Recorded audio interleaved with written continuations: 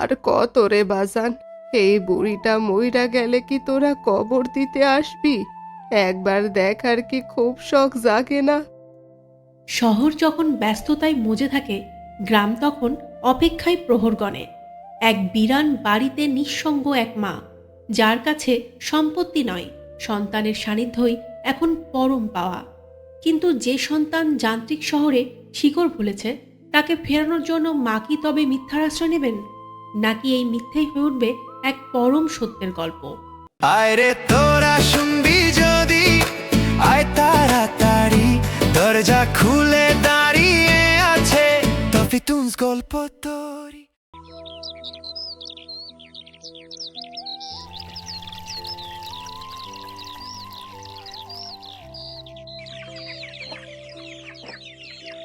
আয় আয় খা, তোরাই তো আসিস। তোরা না থাকলে এই মরা বাড়িতে কি কথা কওনের কেউ আছে? সব যে যার মতো শহরে গিয়া কুলায় ঢুকছে, একবার এই বুড়িরে মনেও করে না। বিশাল এই বাড়িতে দাদির আপন বলতে এখন শুধুই কিছু গাছ আর অবলা প্রাণী। প্রিয়জনেরা আজ শহরের গোলকধাঁধায় বন্দী। শরীর নুয়ে পড়লেও তার প্রতীক্ষার চোখ দুটো আজও সজীব। তিনি চেয়ে থাকেন সেই মেঠো পথটার দিকে, যেখানে একসময় তার ছেলের শৈশব ধুলো উড়াতো। তার নারী ছেঁড়া ধনরা কি তবে আর ফিরবে না? হে সৃষ্টিকর্তা, মরণের আগে কি একবার আমার নাতিটারে বুক ভইরা আদর করতে পারমু না? আমার পোলাটাকে তার মায়েরে একবারও দেখতে আইব না?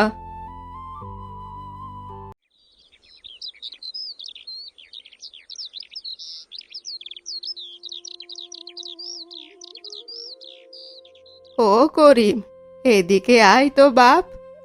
জি দাদি কন, আবার টাকা পাঠাইবো আসলাম ভাই? নম্বর তো আমার কাছে সেভ করাই আছে। না রে বাপ, টাকা না, তুই আমার এই নাম্বারটায় একটা ফোন লাগাই দে, কথা কওয়া লাগবো। কারে ফোন দিমু দাদি? আসলাম ভাই রেই তো। হ, ওরে, তবে শোন, ফোনটা ধরলে তুই কথা কবি।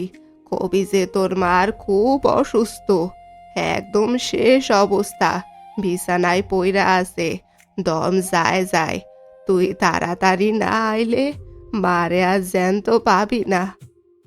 হায় হায়, কন কি দাদি? আপনি তো এই যে আমার সামনে খাড়া হইয়া কথা কইতেছেন, দিব্যি সুস্থ মানুষ, আমি এই মিশা কথা কমু কেমনে?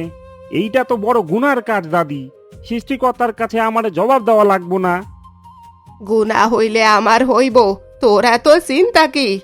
ওরে কতবার কইলাম, বাজান একবার বাড়ি আয়, নাতিরে নিয়ে আয়। আয় না, খালি কয় ব্যবসা, কাজ আর কাজ। আমি কি ওর কাজের চেয়েও ছোট? দাদি, বুঝলাম আপনার মন খারাপ, কিন্তু এরকম কঠিন মিশা কথা তো আমি কইতে পারুম না। আসলাম ভাই আবার পুলিশ টুলিশের মানুষ, জানলে আমার দোকানটাই উড়াইয়া দিব। শোন করিম, তুই যদি এই মিশা কথাটুকু না কস আর আমার পোলা নাতিরে না দেখায়, আমি যদি হুট কইরা মইরা যাই, তবে কিন্তু তোর নিস্তার নাই। মানে কি করবেন দাদি? আমি মরার পর ভূত হইয়া এই বাজারে তাল গাছে থাকমু, আর যখন তুই রাইতে দোকান বন্ধ কইরা বাড়ি যাবি, তখন আমি তোর ঘাড়ে চইরা তোর ঘাড় মটকামু, কথা দিচ্ছি কিন্তু। দাদি, কি যে কন না আপনি? আমি তো এমনিতেই রাইতে একা চলতে ভয় পাই। ফোন লাগাইতেছি, আপনার আর ভূত হওয়ার দরকার নাই, আর আমার ঘাড় মটকানোরও দরকার নাই। সৃষ্টিকর্তা জানেন কপালে কি আছে। ফোন ধরলে কান্নাকাটি করবি কিন্তু একটু, শুনে যেন সত্যি মনে হয়।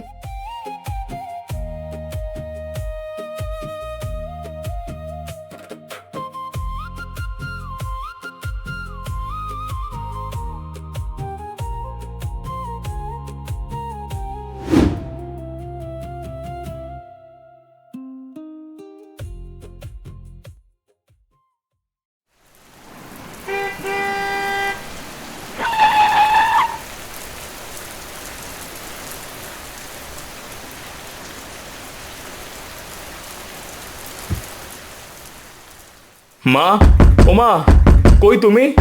দৌড় খোলো। মা কি তবে আমাদের ছেড়ে চলে গেল? ও মা! ওগো, তুমি ভেঙে পড়ো না, মা নিশ্চয়ই ঠিক আছেন। আবির, দেখো তো ভিতরে যাওয়া যায় কিনা। দাদি, দাদি তুমি কথা বলো দাদি।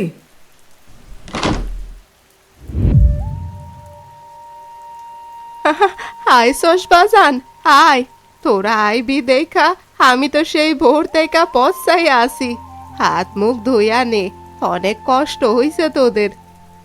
মা, তুমি তো তুমি তো ঠিক আছো, তুমি তো খাড়া হয়ে দাঁড়িয়ে আছো, কিন্তু করিম যে ফোন করে বলল তোমার দম যায় যায় অবস্থা, আমরা তো প্রায় পাগলই হয়ে গিয়েছিলাম রাস্তায়। আরে করিম তো একটু বাড়াইয়া বলছে বোধহয়, তবে শরীরটা কি আর আগের মতো আছে? তোদের দেখার জন্য মনটা বড় ছটফট করছিল রে বাবা। চাচা, দাদি একদম সুস্থ। আপনাদের কোনোভাবে বাড়িতে আনা যাচ্ছিল না তো, তাই দাদি আর আমি মিলে করিম ভাইয়াকে দিয়ে এই নাটকটা করিয়েছি। মা, এটা কি ধরনের অসভ্যতা? তুমি জানো শহরে ব্যবসার কত বড় বড় মিটিং ছিল আমার? আমি সব কিছু ফেলে গাড়ি নিয়ে এই বৃষ্টির মধ্যে এখানে জীবনে ঝুঁকি নিয়ে এলাম শুধুমাত্র তোমার এই ইয়ার্কি শোনার জন্য। ঠিকই তো মা, আমাদের কত চিন্তা হচ্ছিল এইভাবে কেউ মিথ্যা কথা বলে।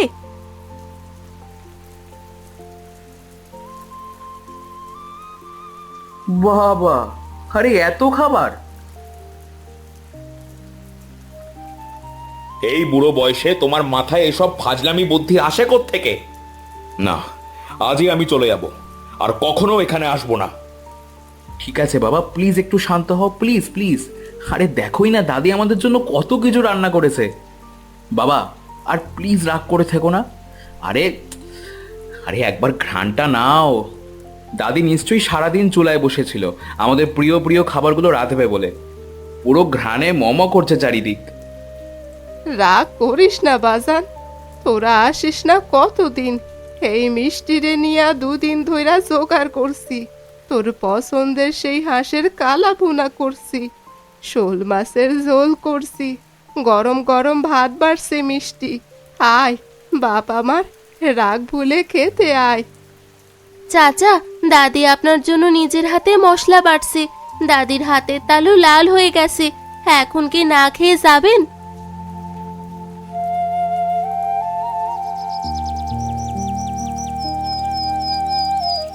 বাইরে বৃষ্টির শব্দ তখনও অবিরাম, কিন্তু ঘরের ভেতরে পরিবেশটা উষ্ণ। মাটির সাঙ্কিতে বা কাঁচের বড় থালায় সাজানো ধোঁয়া ওঠা সাদা ভাত, ঘন মুগ ডাল আর আলু ভর্তা। তবে সবার দৃষ্টি আটকে আছে বড় একটি লোহার কড়াইয়ের দিকে, যেখানে কালো হয়ে যাওয়া মাখা মাখা মশলায় ডুবু ডুবু হাঁসের কালা ভুনা রাখা। কড়াই থেকে ভাপ উঠেছে, আর সেই সাথে সারা ঘরে ছড়িয়ে পড়েছে আদা রসুন আর ভাজা গরম মশলার মৌ মৌ গন্ধ। উফ দাদি, তুমি তো দেখছি রীতিমতো উৎসব বসিয়ে দিয়েছো। এই বৃষ্টির দিনে ধোঁয়া ওঠা গরম গরম ভাত আর হাঁসের কালাভুনা, উফ পুরো জমে যাবে। বাবা বিশ্বাস করো, এটা দেখে কারুর সাধ্য নেই রাগ করে বসে থাকার। আমার তো দেখেই জিভে জল চলে আসছে। খাওয়ার জন্য পাগল হওয়ার কিছু নেই। মা শুধু শুধু এসব কষ্ট করে করতে গেল কেন? রাগ করিস না বাজান, তোর জন্য মিষ্টি আর আমি মিলা নিজের হাতে মশলা বাড়ছি। তোর পছন্দের হাঁসের মাংস। মিষ্টি দে তো মা, তোর সাসার পাতে ভালো করে বেড়ে দে। এই যে চাচা, দেখেন দাদি আপনার জন্য হাঁস বেছে এনেছে।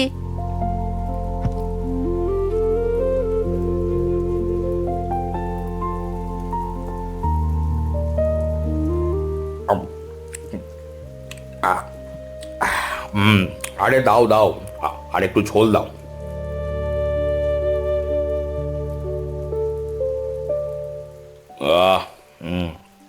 সত্যি মা, অনেক বছর পর কলিজাটা জুড়িয়ে গেল। শহরে বড় বড় রেস্টুরেন্টে হাজার হাজার টাকা খরচা করলেও হে স্বাদ পাওয়া যাবে না।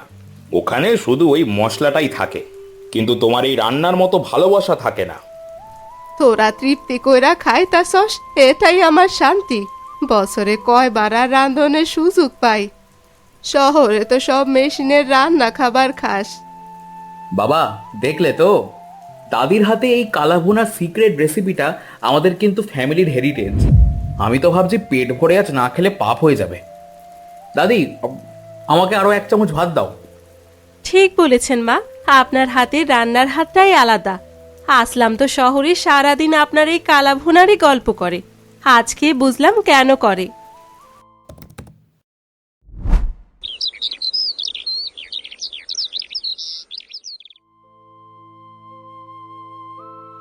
দাদি, ও দাদি, আবার মন খারাপ করলে? আরে এই তো, আবার তো আমরা কয়েক মাস পরেই আবার আসবো। তোরা আইলে ঘরটা হাসে রে হাবিব, আর তোরা সইলা গেলে এই বড় বাড়িতে অন্ধকার নাইমা আসে। রাইতে যখন সিসি পোকা ডাকে তখন মনে হয় ঘরটা আমারে গিল্লা খাইব। একলা থাকতে বড্ড ভয় লাগে রে ভাই। কাল থাইকা কারে আমি ডাইকা খাওয়ামু, কাল লাইকা সকালের নাস্তা বানামু।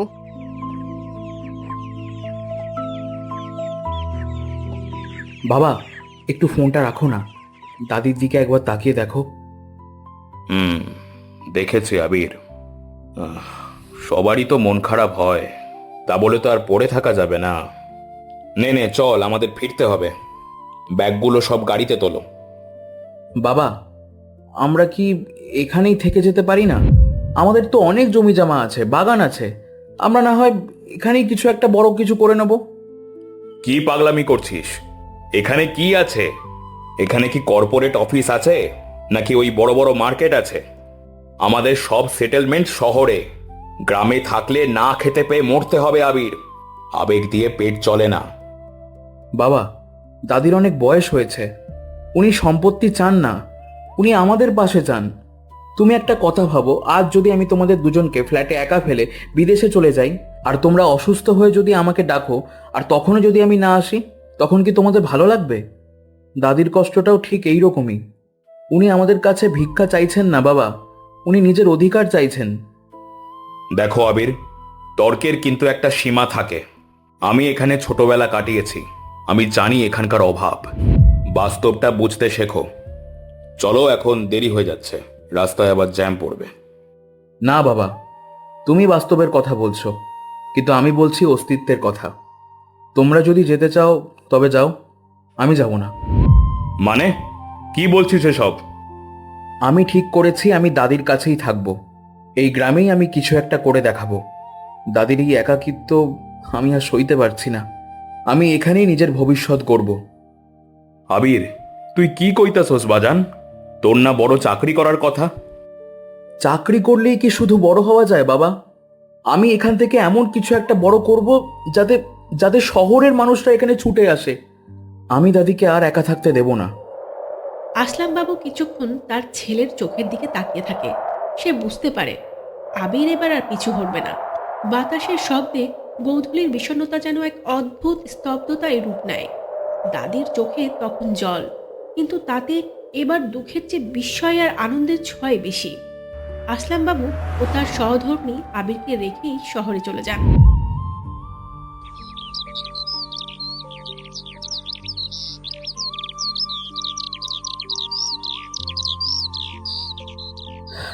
জানো মিষ্টি, শহরে থাকতে থাকতে ভুলেই গিয়েছিলাম যে বুক ভরে কিভাবে নিঃশ্বাস নিতে হয়।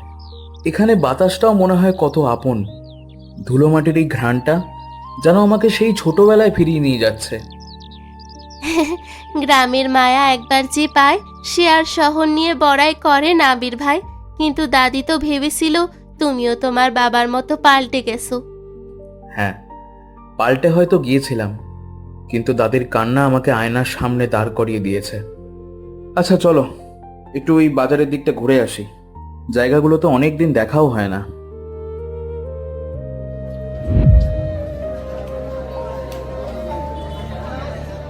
মিষ্টি, এটা এটা কি ওই সেই হোটেলটা না?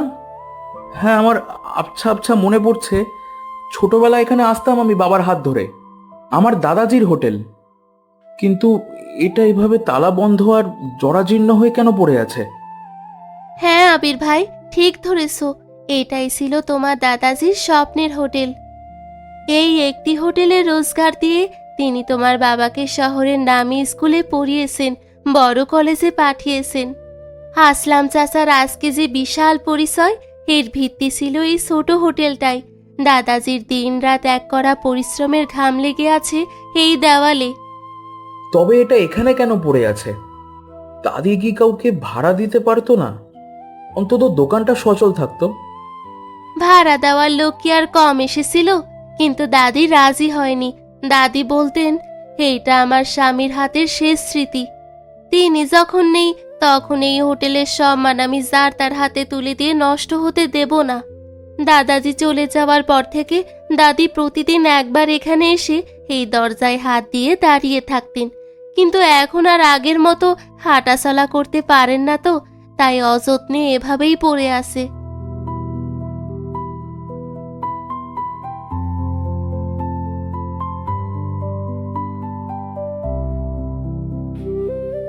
মিষ্টি, আমি পথ খুঁজে পেয়েছি। দাদাজির যে স্মৃতি দাদি আগলে রেখেছেন, তাকে আমি আর এভাবে ধুলোয় মিশতে দেব না। আমি এই হোটেলটাকে আবার চালু করব। কি বলছো আবির ভাই? তুমি এই জরাজীর্ণ দোকানে হোটেল চালাবে? হ্যাঁ মিষ্টি, যে হোটেল আমার বাবাকে মানুষ বানিয়েছে, সেই হোটেলের ঐতিহ্য আমি মরতে দিতে পারি না। আমি দাদাজির স্বপ্ন আর দাদির মায়াকে এক করে এই গ্রামে নতুন কিছু একটা শুরু করব। চলো মিষ্টি, দাদিকে গিয়ে এখনই খবরটা দিতে হবে।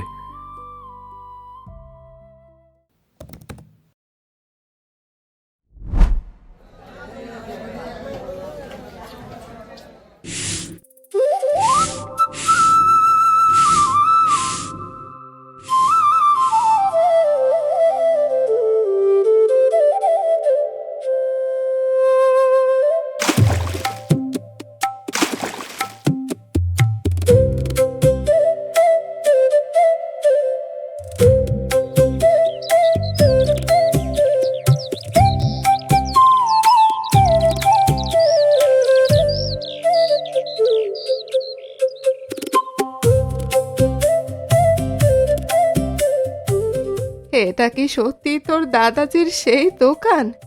আবির, তুই তো পুরো চেহারা পাল্টায় দিছস রে বাজান। এই দেওয়ালগুলো দেখলে মনে হয় তোর দাদাজির গায়ের গন্ধ পাইতাছি। হ্যাঁ দাদি, দাদাজির স্বপ্নটাকে তো আর এভাবে ধুলায় পড়ে থাকতে দেওয়া যায় না। কিন্তু বাজান, ঘরদোর তো চকচকে করলি, কিন্তু আসল কাম কি পারবি? তোর দাদাজির হাতের স্বাদ কি ফিরায় আনতে পারবি? এই বাজারে মানুষের মুখে অনেক স্বাদ লাইগা আছে রে বাজান। সামান্য এদিক ওদিক হইলে কিন্তু কেউ আসবো না। দাদি, তুমি সাথে থাকলে আমি সব পারবো। আমার হাতে হয়তো দাদাজির মতো অভিজ্ঞতা নেই, কিন্তু তোমার শিখিয়ে দেওয়া ভালোবাসা তো আছে। তুমি শুধু পাশে থেকো আর দেখে নিও, দাদাজির এই হোটেল আবার আগের মতো মানুষের ভিড়ে জমজমাট হয়ে উঠবে। দাদি, আপনি চিন্তা করবেন না। আবির ভাই যে পরিশ্রম করতেছে, তাতে দাদাজির আত্মা নিশ্চয়ই শান্তি পাবে। আপনি শুধু কালকের জন্য আশীর্বাদ করেন। আশীর্বাদ তো সব সময় আছে রে বাজান। তোর দাদাজির অভ্যাসটা আজ খুব মনে পড়তাছে। ও যদি দেখা যাইতে পারতো যে ওর নাতি ওর স্মৃতিরে এইভাবে জ্যান্ত করছে।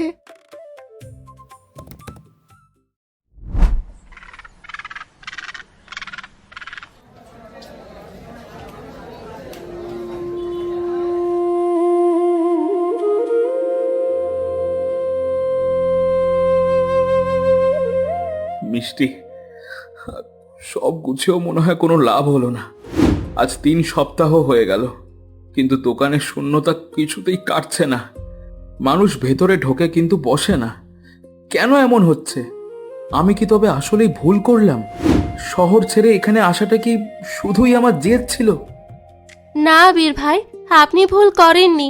হয়তো মানুষের বিশ্বাস জিততে একটু সময় লাগছে। আপনি তো সবকিছুর মান খুব ভালোই রেখেছেন। মান দিয়ে আর কি হবে মিষ্টি, যদি মানুষই না খেতে আসে। বাবা হয়তো ঠিকই বলেছিল, আবেগ দিয়ে শুধু জীবন চলে না।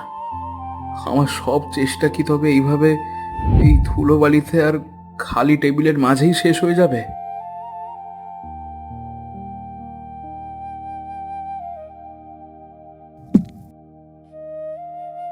ভুল করস নাই রে বাজান, ভুল মানুষ তখন করে যখন সে নিজের সে করে ভুলে যায়। তুই হোটেল সুন্দর করছস, ঘর সাজাইছস, কিন্তু মানুষের জীব চিনতে পারস নাই। দাদি, তুমি এই রোদে কেন আসছো? আর জীব চিনতে পারিনি মানে? বাজান, লোকে তোর হোটেলে কেন আসবো ক? পাশের হোটেলে ডাল ভাত পায়, তোর এখানেও ডাল ভাত। লোকে কেন আসবো যদি সে বিশেষ কিছু না পায়, যা তার কলিজা জুড়াইয়া দিব। তবে আমি কি করব দাদি? আমি তো জানতাম ভালো পরিবেশ আর সাশ্রয়ী দাম থাকলে মানুষ আসবেই। না রে আবির, এই হোটেলে একটা প্রাণ ছিল, তোর দাদাজির হাতের সেই বিখ্যাত হাঁসের কালা ভুনা। এই বাজারের মানুষ, এমনকি দূর দূরান্তের মানুষও আসতো শুধু এই মাংসের টানে। তোর দাদাজি মরে যাওয়ার পর সেই স্বাদ এই বাজার থেকে হারাইয়া গেছে। আমি আজ ভোর থেকে নিজের হাতে সেই গোপন মশলা দিয়ে এই হাঁসের কালা ভুনা রাঁধছি। এইটা তোর দাদাজির নিজস্ব রেসিপি ছিল। এই নে আবির, এটা আজ পাতে দে, সবাইকে ডেকে ফ্রি খাওয়া। সবাইকে বল আজকে সবার জন্য ফ্রি, কাল থেকে হোটেলে পাওয়া যাবে। মানুষকে আগে এই স্বাদের মায়া বুঝা, তারপর দেখবি তোর হোটেলে চেয়ার খালি থাকে কিনা। দাদি, এই ঘ্রাণটাকে তো আমি খুঁজছিলাম। আবির ভাই, এই ঘ্রাণ যদি রাস্তায় যায় তবে কেউ আর বাইরে দাঁড়িয়ে থাকতে পারবে না। যা বাজান, এবার ব্যবসা শুরু কর। মায়া দিয়া রাঁধছি, এই মায়া একবার যে পাইব সেই দোহানের মুড়ি ধইয়া যাইব।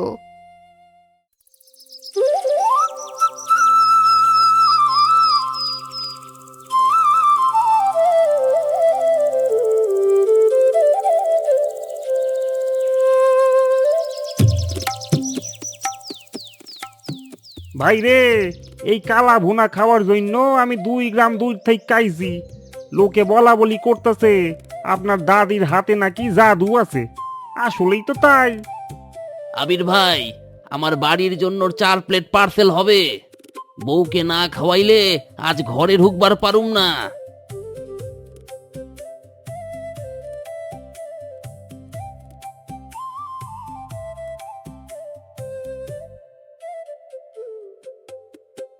মা, এই হোটেল তো শুধু আবিরের একার নয়, এইটা আমাদের সবার। আমি আর শহরে ফিরে যাব না। সব কিছুর দায়িত্ব আমি ম্যানেজারকে দিয়ে আসছি। নিজের রক্ত যেখানে মিশে আছে সেইখানে না থেকে আর থাকা যায়? বাবা, তুমি তুমি সত্যি বলছো? হ্যাঁ বাজান, তোকে ছাড়া শহরে আমার একটুও ভালো লাগছিল না, বড় একা লাগছিল। টাকা পয়সা সেসব তো অনেক আছে, কিন্তু মানুষগুলো পাশে না থাকলে সব শূন্য মনে হয়। এখন থেকে আমরা সবাই একসাথে থাকবো। এই হোটেল তুই, আমি আর আমার মা, আমরা 3 জন মিলাইয়া চালাবো। হ, ঠিক কইছিস। বাপ বেটা এক হইলে এই হোটেলের নাম আশেপাশে 10 গায়ে ছড়াইয়া পড়বে। আবির, তোর বাপরে হাত মুখ ধোয়ার পানি দে। আজ সবাই মিলা দাদাজির সেই সিগনেচার স্বাদ দিয়া ভাত খামু।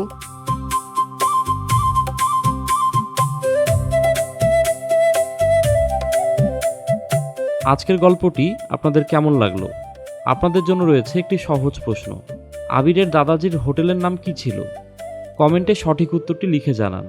আর অবশ্যই লিখবেন আপনার নাম এবং আপনি কোন জায়গা থেকে ভিডিওটি দেখছেন।